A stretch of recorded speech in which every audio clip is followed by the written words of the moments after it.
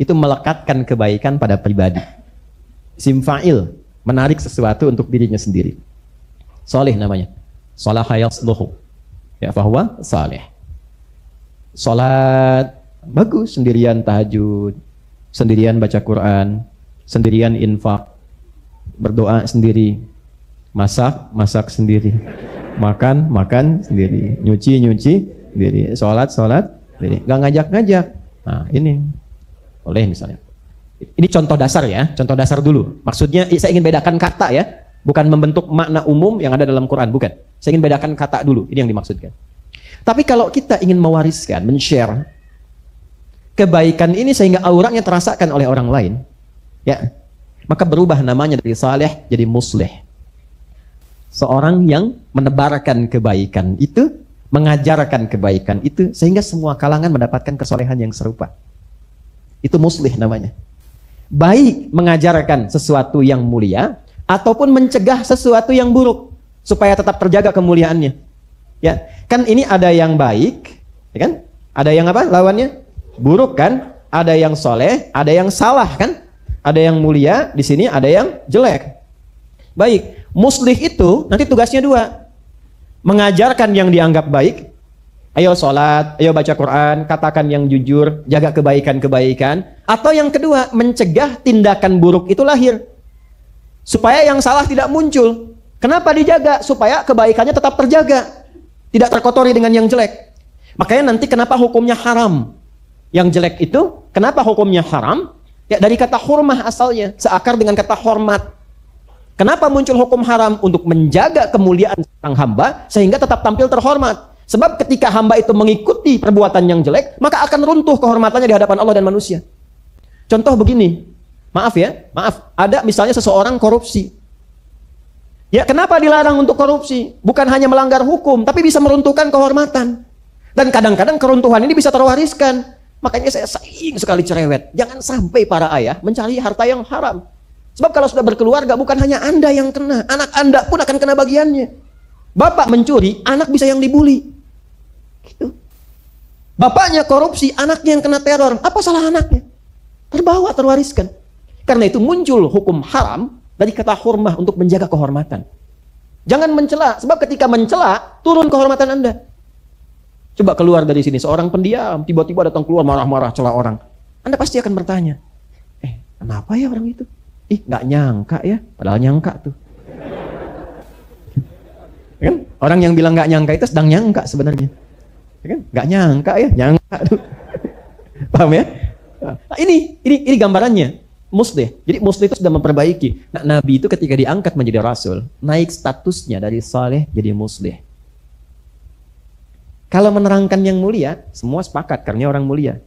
Tapi mencegah yang tidak mulia, ini yang kemudian mendapatkan tantangan-tantangan yang tidak mudah. Ada penolakan.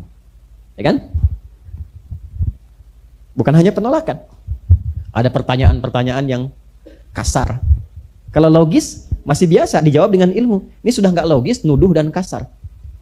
Dan akhirnya melupakan semua kesolehan yang sudah disepakati. Nah ini sudah fitrah pertama, jadi kalau kita baik, semua akan menerima. Tapi kalau kita ingin mengajak orang baik, pasti akan mendapatkan tantangan. Ya. Ayah baik, alhamdulillah. Tapi ingin mewariskan kebaikan pada istri dan anak-anak, belum tentu berjalan mulus dengan apa yang kita harapkan. Mungkin ada waktu, ada kebiasaan yang harus dirubah. Ayah ingin meninggalkan dari riba. Sementara di rumah, kelihatan taraf hidupnya sudah merasa nyaman dengan riba. Belum tentu ketika ngobrol ke istri langsung sepakat. Kita kan udah biasa naik mobil, Pak. Saya takut besok kalau ini ditinggalkan, naik beca. Misalnya, kan? Tidak mudah. Ya. Nah, ini kalimat-kalimatnya yang tidak mudah, anak-anak dan sebagainya. Jadi selalu memperbaiki itu akan selalu ada tantangan. Apalagi kalau itu dibawa keluar.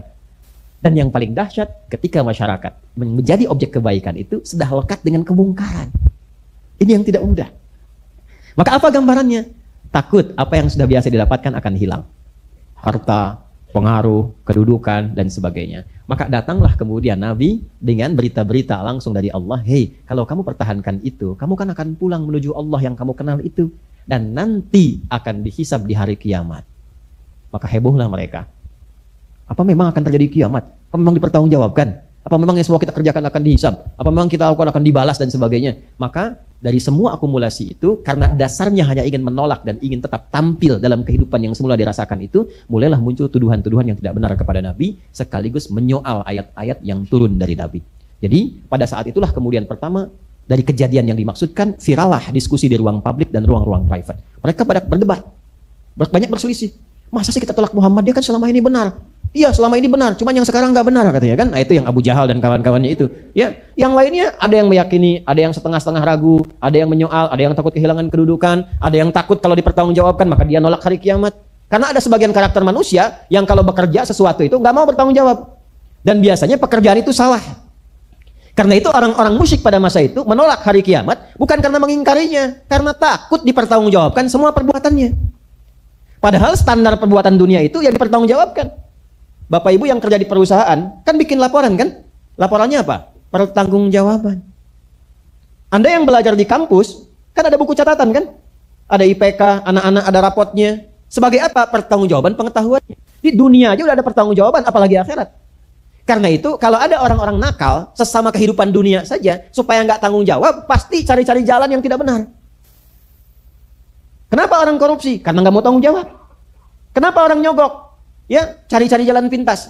Kadang di bawah meja, karena takut ketahuan dan minta dipertanggungjawabkan. Makanya kan bahasa polisi, Anda harus pertanggungjawabkan perbuatan Anda nanti di persidangan. Dan persidangan akhirat itu lebih dahsyat. Ya. Kenapa orang itu memberi di bawah meja? Konon sekarang dengan meja-mejanya ya. Berarti setannya itu lebih dahsyat dibandingkan zaman dulu. Ya kan? Setan dulu kan dengan ayat kursi itu pergi kan? Setan sekarang tidak cukup dengan ayatnya, harus dengan kursinya sekalian itu.